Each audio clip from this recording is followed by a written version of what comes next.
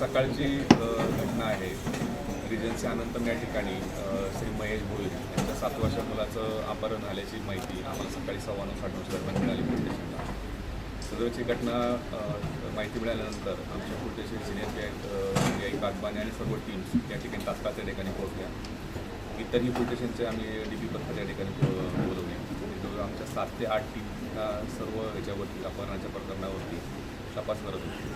त्या तपासामध्ये ज्या रिक्षा चालकाबरोबर सदर मुलामध्ये स्कूलला सोडण्याकरता 7:30 वाजता त्याला घेऊन गेले होते, त्याच रिक्षा चालकावरती आमचा डाऊट होता.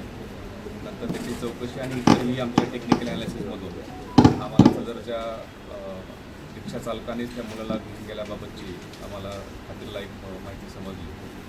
आणि घटना 9:30 वाजता घडली आणि 12 वाजता दरम्यान सदर मुलगा आम्हाला शहापूर नाशिक हायवेवरती या ठिकाणी असल्याबाबतची माहिती मिळाल्यानंतर आमची टीम त्या ठिकाणी गेली आणि 3.5 तासामध्ये अपहरण केलेल्या 7 वर्षाचा मुलगा आणि त्याबरोबर असणारे आरोपी यांना 12 वाजेच्या दरम्यान आमच्या टीमने शहापूर पोलिसांच्या मदतीने त्या ठिकाणी ताब्यात घेण्यात आलेला आहे.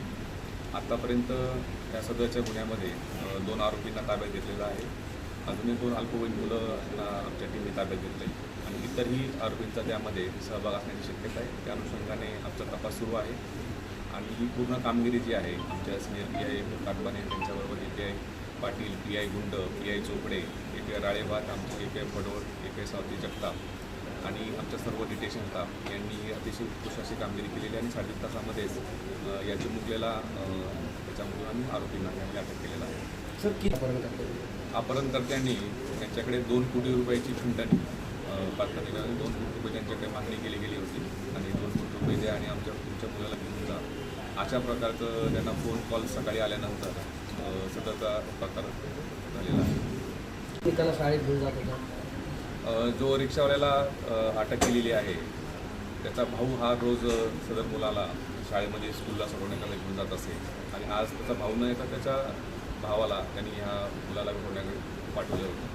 त्याच्या वेळेमध्ये त्यांनी परत यायला पाहिजे. ते वेळेमध्ये परत न आल्यानंतर त्याचा फोन झाल्यानंतर त्यांनी सांगितलं गेलं की हा सदरचा प्रकाराबाबत माहिती मिळाली आणि त्यांनी तात्काळ पोलीस स्टेशनला संपर्क केला असता आमच्या टीमने तात्काळ दखल घेऊन त्या ठिकाणी ह्या टीम स्थापन करून तपास केलेला आहे.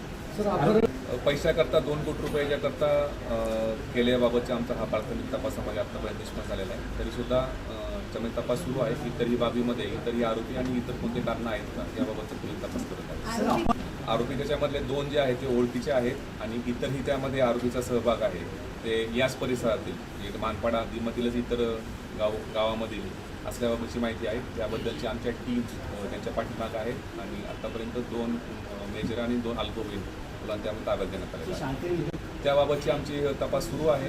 सदरचे सगळ्या आरोपींनी कट कोणत्या ठिकाणी गेला होता आणि त्या करण्याकरता इतर कोणकोणते लोक त्या सहभागी आहेत. प्रायमरी त्या संदर्भाने आपण 4 लोकांनी ताब्यात घेतलं तर इतर लोकांचा सहभागाची शक्यता आहे आणि याबद्दलचा कोणत्या ठिकाणी कट केला याबाबतचा आमचा पुढील तपास सुरू आहे. चांगला आहे. तो सगळा घटनाक्रमसुद्धा सांगत आहे. अजूनही तो त्यांच्या चालकांच्या बरोबर आहे. त्याच्याकडे पण आमची टीम त्याच्याकडे